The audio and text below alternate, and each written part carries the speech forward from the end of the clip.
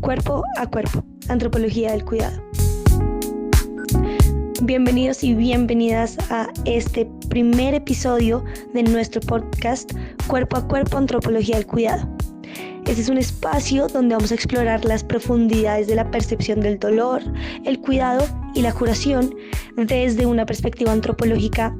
Este primer capítulo lo vamos a llamar Más allá del golpe. Hoy nos queremos sumergir en las experiencias del rugby y el fútbol femenino, sobre todo universitarios, y para desentrañarlo en cómo se vive, cómo se expresa y sobre todo cómo se aborda el dolor en estos intensos deportes a través de algunas entrevistas. Nosotras visitamos 2 torneos universitarios en Bogotá. El primero es las Olimpiadas Javerianas de Fútbol Femenino entre las facultades y el segundo son los torneos de ASCUN, es decir, la Asociación Colombiana de Universidades, sobre todo de Rugby Sevens universitario. ¿Cómo lo queremos hacer? Bueno, con unas entrevistas que ya van a poder escuchar, así que sin más, empecemos. Vamos a empezar con las entrevistas de fútbol, ya que estas empiezan con las jugadoras. Bueno, ¿cómo perciben y experimentan el dolor las jugadoras de fútbol durante el juego? El dolor es una motivación para seguir, para lucharla más y para meter gol.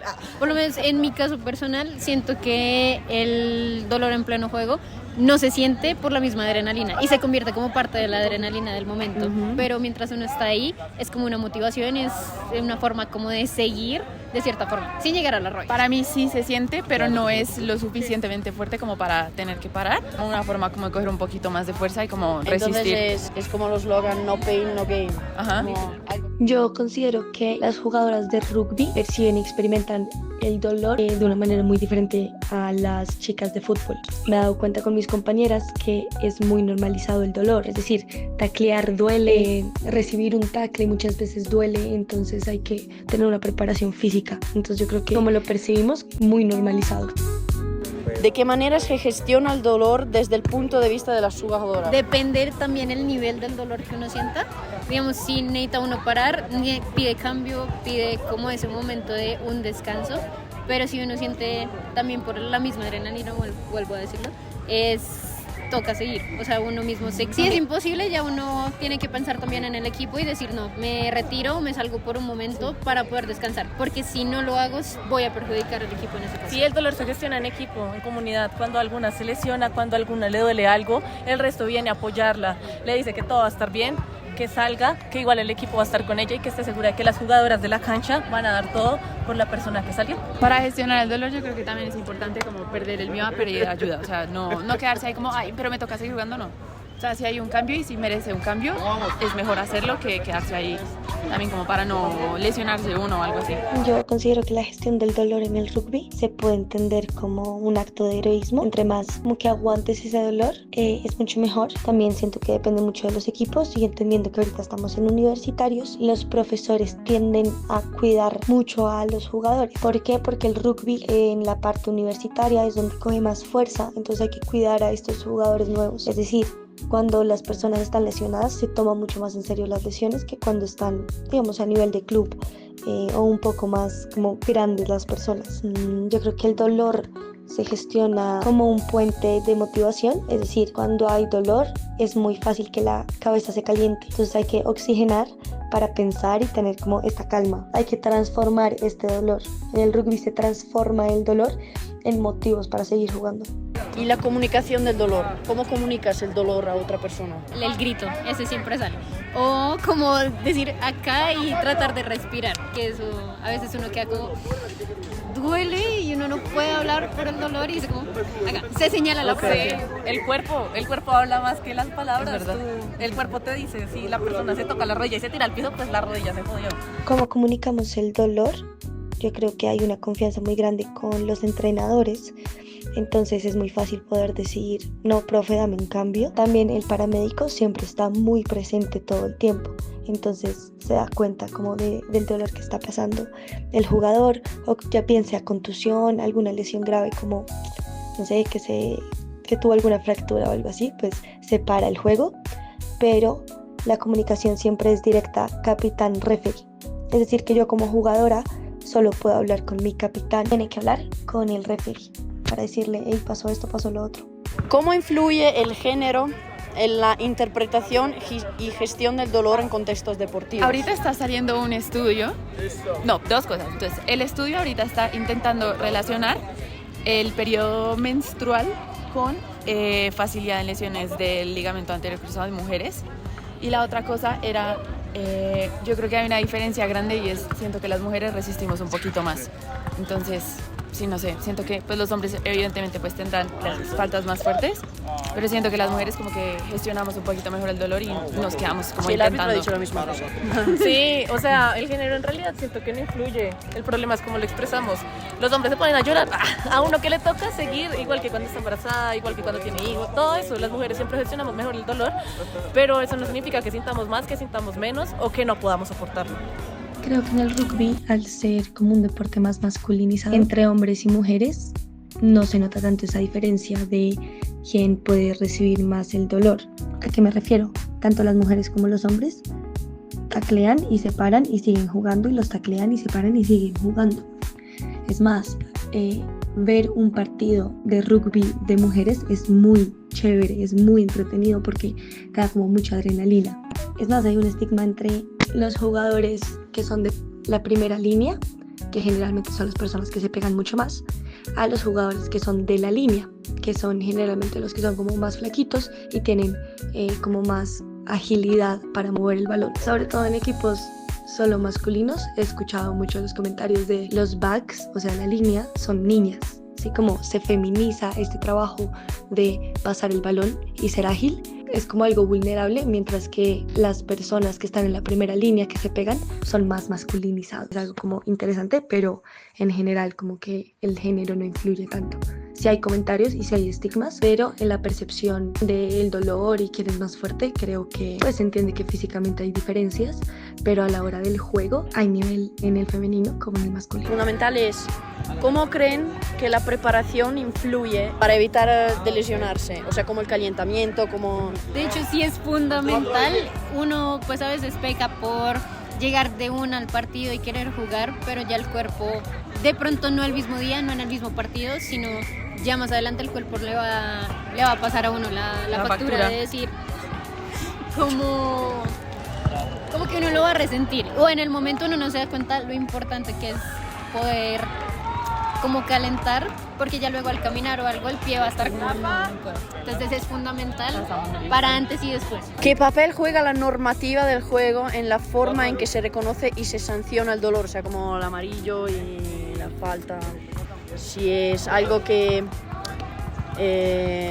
limita la falta, limita como la producción de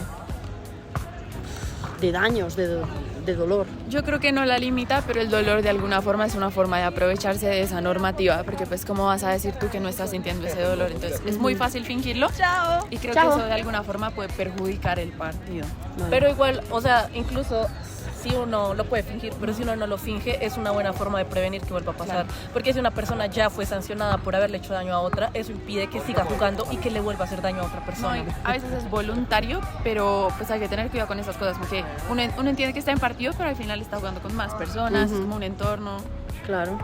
Y también tener en cuenta de que también esa misma falta puede perjudicar como al mismo equipo o al mismo equipo, porque hablando pues con lo de aprovechar a veces esas faltas, pueden jugarle a uno mala pasada.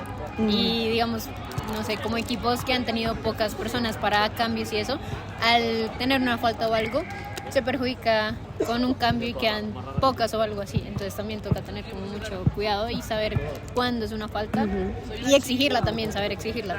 Depende mucho del árbitro. El árbitro tiene que tener un gran criterio para saber cuándo decir falta, cuándo sacar tarjetas y cuándo permitir que el juego siga. Yo considero que las sanciones en el rugby son muy específicas. Entonces, más allá de que las sanciones eviten o castiguen el dolor,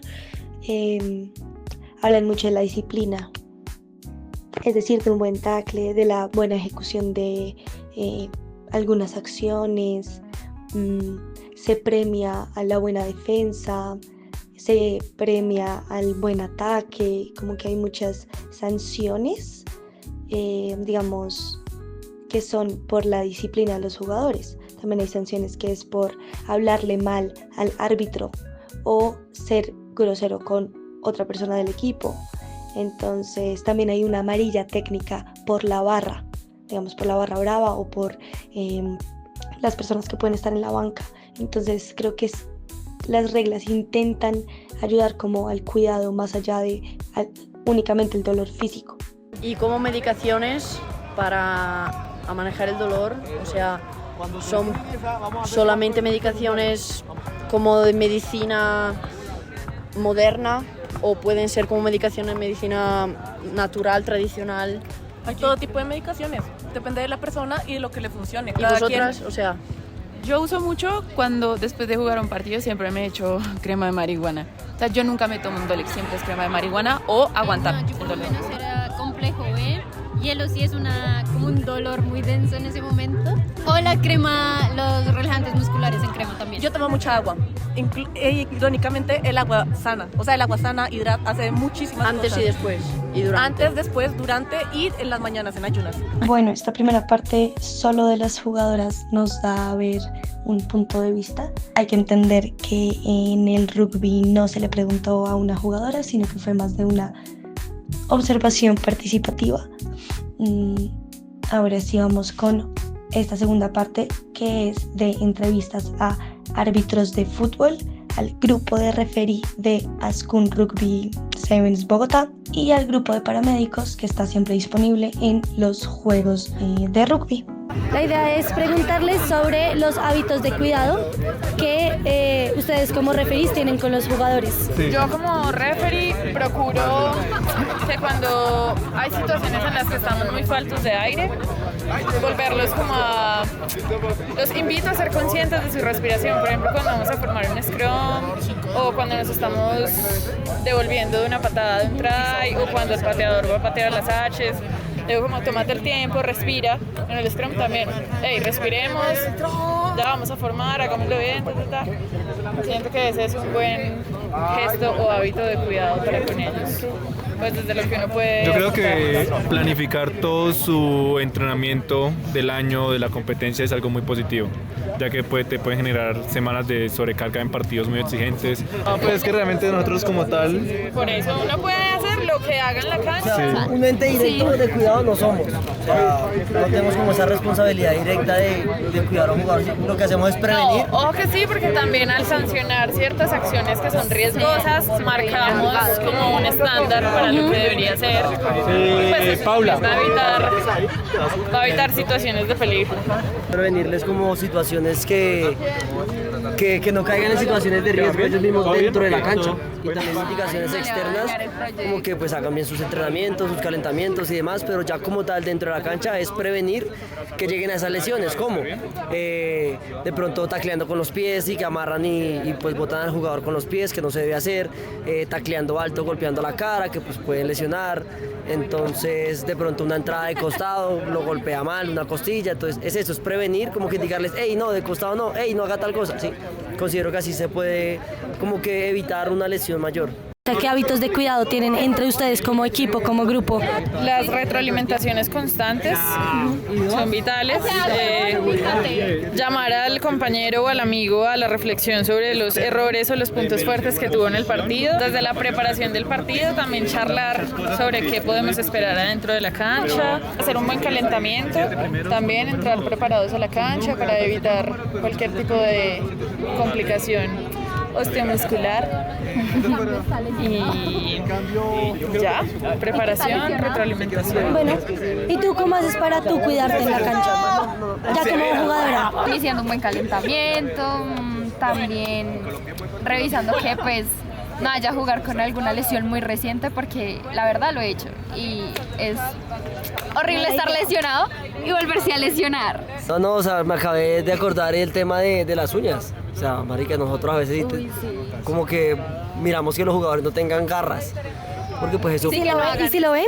Sí, claro, mira, Sí, nosotros muchas revisamos veces eso. lo vemos de que revisamos las uñas de los jugadores o nosotros le damos o por ejemplo yo le doy el estipulo a la capitana como cuando son mujeres, aunque es más común en los hombres, pero pues uno le hace la advertencia a las mujeres. Qué loco que sean más los hombres los que tienen uñas largas, ¿no? Exacto, porque no falta la uña Bueno, y primera. realmente es muy interesante escuchar un grupo de referees de rugby.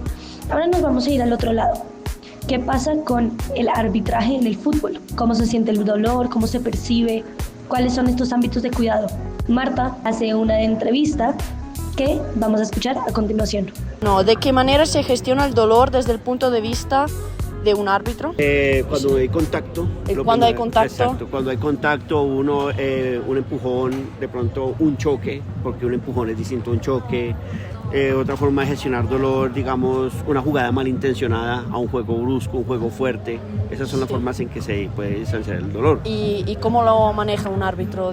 Primero se le pregunta al jugador si puede seguir. Si es que no puede, llama uno a la parte médica o al asistente técnico o al técnico para que ingresen y valoren al jugador que está sintiendo el dolor. Uno por lo pronto le puede decir, detiene el partido, le pregunta en su defecto, señorita, ¿puede seguir? ¿Cómo te sientes? O al jugador, ¿cómo se siente? ¿Puede seguir? ¿Puede continuar? Le llama al técnico y el técnico es el que valora, o el cuerpo médico si evalúa si sigue o no sigue. O sea, como en un partido así, las jugadoras son bien preparadas como para manejar el dolor. Se supone que acá todo equipo debe tener un precalentamiento competitivo 20 minutos, media hora antes de todo torneo.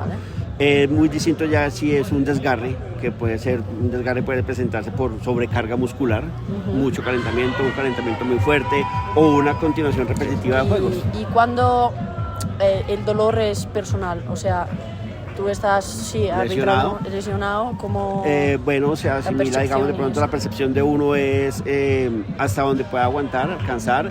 Si ve que sale con un poquito de pomada caliente, de mentol, de silocaína, se soba, y si no, entonces ya llama a los jugadores, les dice que no puede seguir uno, si hay un segundo o tercer árbitro hacer el cambio, pero por lo general uno trata de no estimular el dolor, hasta donde llegue aguanta.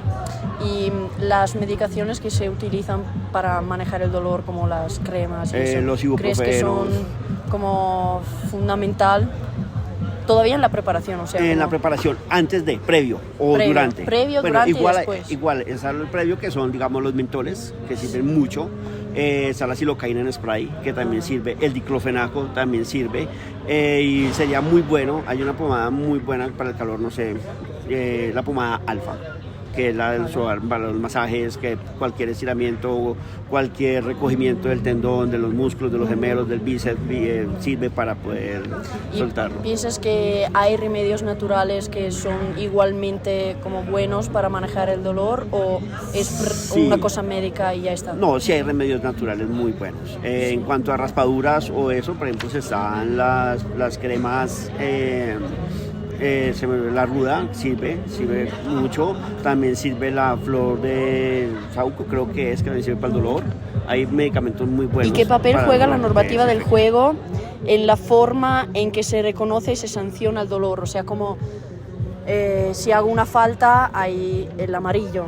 O sea, ¿cómo es importante para medir la falta? Sí. Ya te entiendo. Sí. A nivel reglamento hay 3 tipos de falta, que son imprudencia, temeridad y juego brusco. Vale. La imprudencia, digamos, es el choque, que hay 2 compañeros que le pegan sin culpa, le saca, eso es una imprudencia, una amarilla. La temeridad ya depende con la fuerza que entre, y el juego brusco ya con la intención que tiene de lastimar a otra persona. Entonces, ¿piensas que sin la normativa sería, o sea, la situación sería igual o...?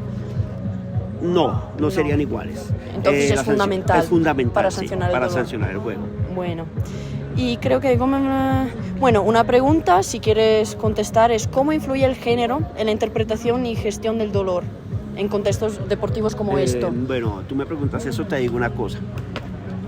A nivel profesional mío, sí, aguanta más, tolera más el dolor una mujer. Okay.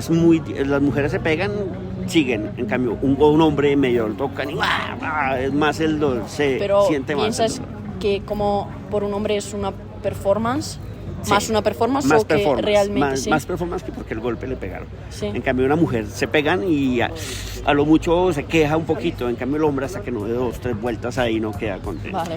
Y a nivel profesional se ve mucho eso también, sí. Bueno. El cuidado va mucho más allá de solo las acciones que uno puede hacer, pero ustedes como cuerpo de primeros auxilios, me gustaría saber qué acciones tienen ustedes para el cuidado de los jugadores. Es importante tener en cuenta que al ser una actividad de alto riesgo, una actividad de un deporte de contacto muy fuerte, las condiciones de los jugadores tienen que ser óptimas. Estamos hablando de solo fortaleza física, sino fortaleza mental. La concentración en las actividades es fundamental. El calentamiento previo, una buena alimentación, eso hace que pues digamos que se tenga un muy buen cuidado al momento de ejecutar este tipo de deportes. Algo importante y es una característica de este deporte y es que las lesiones son fuertes, son lesiones que generan unas incapacidades largas. Eso implica que hay que seguir no solo previo al deporte, sino posterior al deporte, el calentamiento, el cuidado, los tratamientos y pues obviamente una muy buena alimentación. ¿Cuál sería un comentario que le das a los jugadores nuevos y a los jugadores viejos sobre el cuidado que tienen que tener? Mantener muy clara la técnica que los profesores, los entrenadores o los coaches les dan en materia del entrenamiento, porque ellos no solo les enseñan las tácticas para hacer el tema ofensivo o defensivo, sino también las técnicas que deben asimilar en el juego para que se cuiden, y no solo para cuidarse ellos, sino cuidar al contrincante. Entonces es seguir las indicaciones del entrenador. También me gustaría preguntarles cómo hacen ustedes para cuidarse ustedes. En esta acción tan bonita que están haciendo, pasa que las personas que cuidan, se les olvida que se tienen que cuidar. Su hábito de cuidado entre ustedes. Sí, nosotros manejamos una temática de trabajo y control y llevamos una organización, ¿sí? Un programa donde nosotros todo el tiempo nos estamos educando y nos educamos a medida que vamos teniendo nuevos eventos. Los estudiantes nos educan con las enseñanzas que nos dejan con sus lesiones y sus comportamientos, y eso nos enseña a nosotros cómo comportarnos para los eventos que se nos van presentando. Entonces creeríamos que es algo muy simple, pero que es de todo el tiempo tener que estar estudiando y mirando alternativas para solucionar ese tipo de accidentes que se presentan. Tengan en cuenta que eso se trata de un deporte. Lo mejor es llevarlo con diversión, no tomarse nada personal.